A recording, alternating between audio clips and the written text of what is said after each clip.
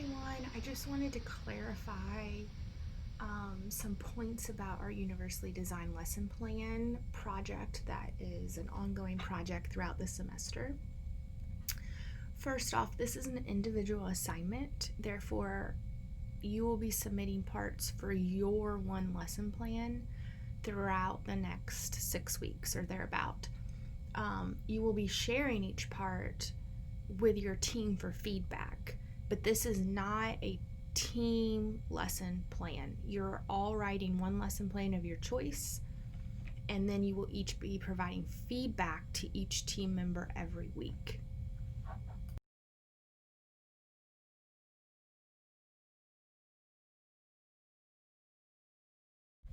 So here is what our Blackboard page looks like for this project, the UDLP.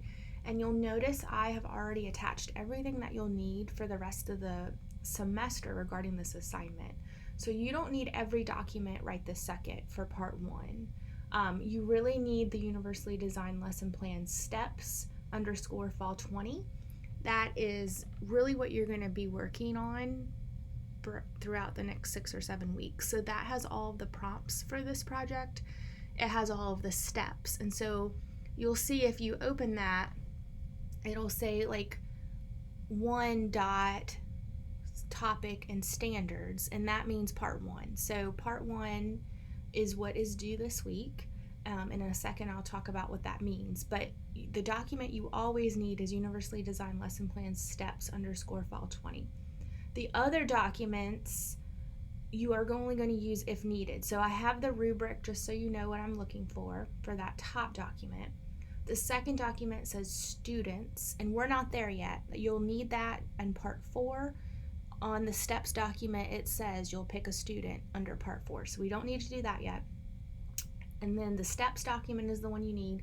And then the fourth document on this Blackboard site is your team member feedback template. So you'll need that over the weekends when you respond to your team. And I'll show you both of those documents on the next couple slides.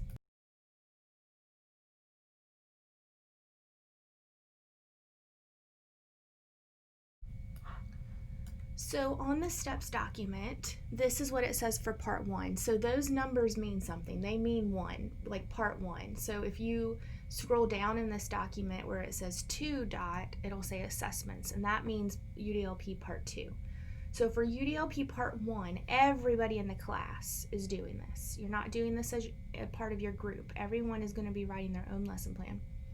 So you're going to pick the topic that you want, the standards associated with your topic, why you picked it, and are there any skills that students need to have before you teach this topic potentially. Now, you're probably not teaching this with your own students right now, and that's totally fine. You can just pick a topic that you like because you're going to be working with this topic for the next 6 or 7 weeks. So I would pick one that's interesting to you.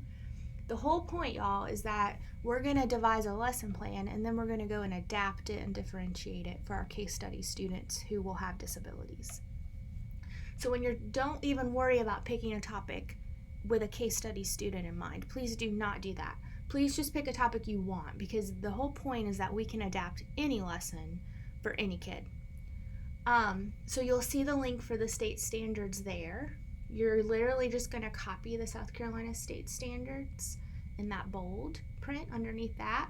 You're going to address those questions on the bullets.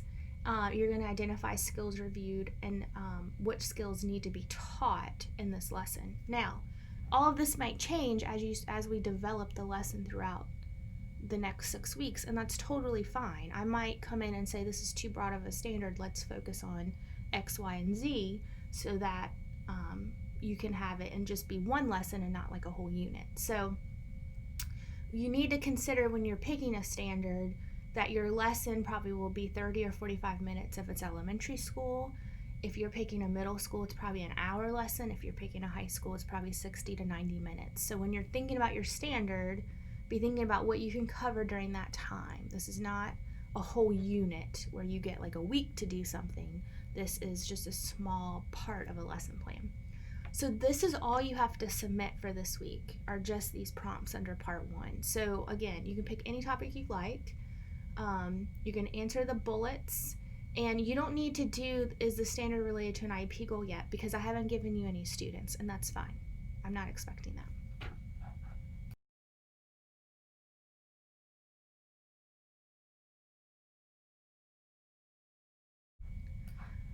After your team and you submit your part one on your team discussion board by tonight, between that time and Sunday night, every teammate will review your work and will respond to it, and they will use this template. And so you'll do the same for all of your other teammates. You'll use this template every week, and you'll respond to their parts.